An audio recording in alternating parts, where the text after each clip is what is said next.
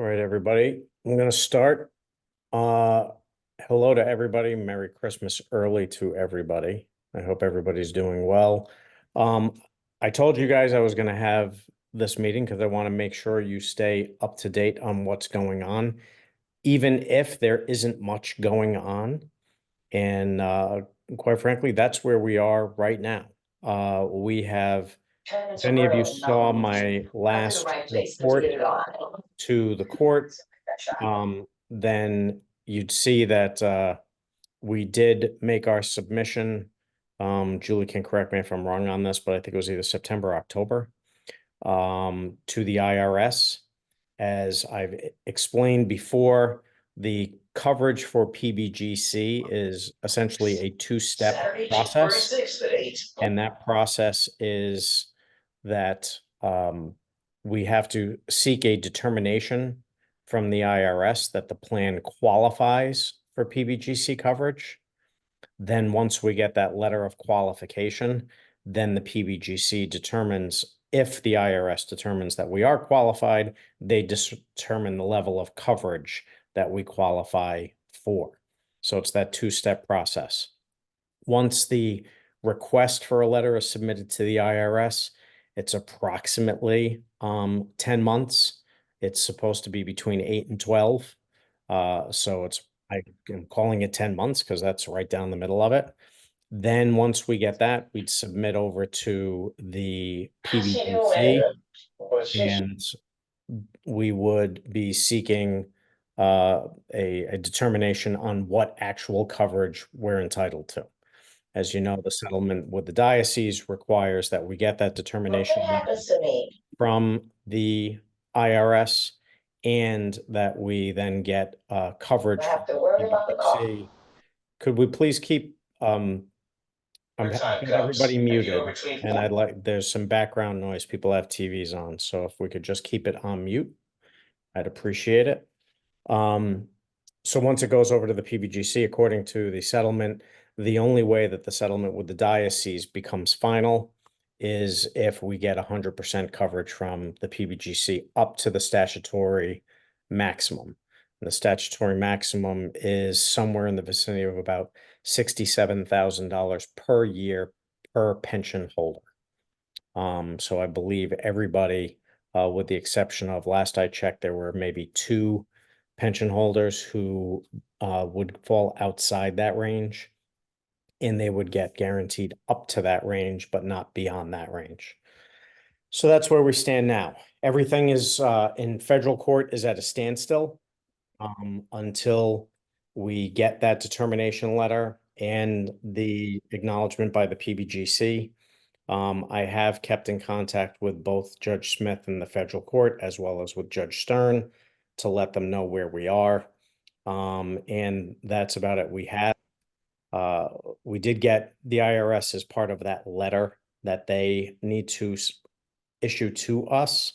They require certain documentation so that they can review it, so they can make their determination as to whether or not we qualify. And we collected all of that data and provided it over to them. I'm happy to say, because I kind of swear by the adage, no news is good news, but we haven't gotten anything from the IRS saying that we're either deficient or that they're confused or that they need anything else. I say that knocking on wood because I don't want to get a phone call or an email tomorrow saying that.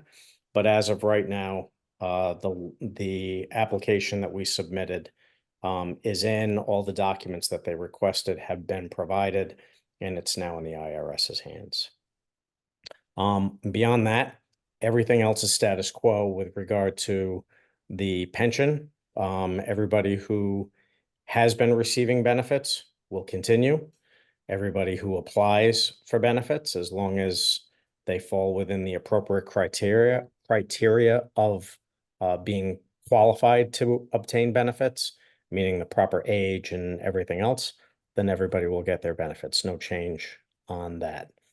So with that, I will now stop talking, except to answer questions that are asked of me. So anybody have any questions? And I can either ask you to unmute, or if you can unmute yourself. Anyone? Steve, John Marquette, Hey, when did John. you submit the package to the IRS? Julie can correct me on it, but it was either September or October. There was a document that we needed from Bank of America that held up the process of getting it to the IRS. Part of it was getting that document was a little bit slow getting it from Bank of America, and then when we got it, there was language in it that needed to be changed because it was, I'll call it legacy language from before the receivership, which would have not been appropriate for the plan as it exists today. So we got that document from Bank of America. We revised it. Bank of America agreed to those revisions, and then we submitted that to the IRS. Also, in your petition, there was about $18 million of funds which were being held in escrow. I think it was 10 million by one group, 4 million from somewhere else. What's the status of those? So they're not held in escrow, John. What it is when we settled with, well, I'll answer the easy one first. 4 million of it is being held by me as part of the estate. That was one of the settlements. I think it was the CCF settlement.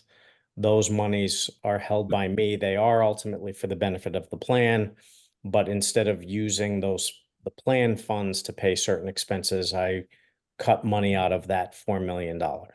Good. The other 10 million and change, I think it's close to 11, is held by Schwab. That's in an investment account. That was money that was actually held by the legacy hospitals. So when we settled with the legacy hospitals and they turned everything over to us, 10 or so million, it was slightly north of 10 million, was held by Schwab. There were restrictions on that money where that account could not be closed down without incurring substantial penalties, but if they were closed before a certain date. So rather than liquidate them, incur the substantial penalty, and roll them into the money that Bank of America and Mercer were handling, I elected to keep it in Schwab until the time expired by which those funds could be rolled over.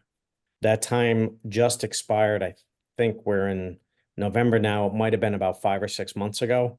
And Julie and I are working with Schwab to do the paperwork to get that money moved over without any penalty. But that's plan money. It's money that would be used to pay benefits, and it's money that is currently accruing investment interest as well. So it's held by Schwab. I didn't escrow it. It was just an account that the legacy hospitals had set up. And I don't know, I'm sure that there was a reason at the time that they invested in that account with those restrictions. But I just kept it there because the penalty, it was somewhere in the vicinity of about 30 to 40% was the penalty. I felt that was a little too steep to liquidate it at that time, especially because it's not absolutely necessary for payments. We still have about 52 million in the plan account that Bank of America and Mercer are managing. So those monies could stay there without any adverse impact to the plan. Has the money from the church been received? No, that money will not be paid until the conditions are met. So they're holding it aside, it's escrowed. But the terms of the settlement are that they will hold that money, and that if all the conditions of the settlement are met, in which we're able to close and finalize that settlement, they will pay once the court finally approves it, the federal finally approves it. Because if we don't meet the conditions, or I shouldn't say if we don't meet, if the conditions that we put in place aren't met, IRS saying that the plan is geez, I'm drawing a blank on the word, saying that the plan is appropriate for PBGC coverage and getting the PBGC coverage at 100%, then the settlement isn't going to be finalized, and we're going to go back to litigation with the diocese. But the money is it's segregated so that they're earmarked for this case in the event that all conditions are met and the settlement is finalized. And ultimately, John, as I'm sure you are aware and realize, if PBGC comes in and says we're covering the plan 100% up to the statutory limit, what they do is they take over the plan, they take all of the funds that are in the plan, and that helps to offset the liability that they need to satisfy to make sure that you all get your pension payments up to that statutory limit of 68,000 a year. So the money that the diocese would put in will ultimately end up going to the PBGC anyway. It's almost, I may hold it for like a day or two, because ideally, if they pay that, you guys, your pensions are protected. And the PBGC would take that money and they would apply it to the deficiency. Thank you. Sure. Does anybody have any questions? Any other questions, I should say? Have you done your Christmas shopping? I am all done with my Christmas shopping. Although, you know, I have a 12-year-old daughter, John. And with a 12-year-old daughter, anything that I bought maybe more than 30 days ago is so not in anymore. And so I may have to consider returning half the stuff and getting new things because I tried to be too efficient. How about yourself? Bought and wrapped. Nice. Mine aren't wrapped. They're buried in a closet, but they're not wrapped. Anybody else? I know, like I said, this is kind of a anticlimactic, uneventful meeting. But I wanted to make sure that I met with everybody, gave you an update, even if the update is, as I said, we don't really have much of an update. We're just going through that process. And I'll do this again in another 8 weeks or so with you guys after the first of the year. And just keep you updated because eventually there's going to be a point where I have some significant news for you. So as long as you guys want to keep listening to me, I'll keep doing this. Actually, today was a day we were actually thinking of doing this one in person. And it's a good thing we didn't because I don't know about you, but I was without power till about 10:30, 11 o'clock this morning, and that backed me up. And the weather's just miserable. It's not cold though. All right.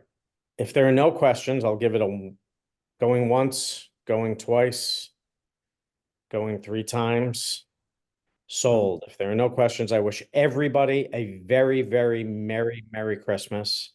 Everybody a happy and safe New Year.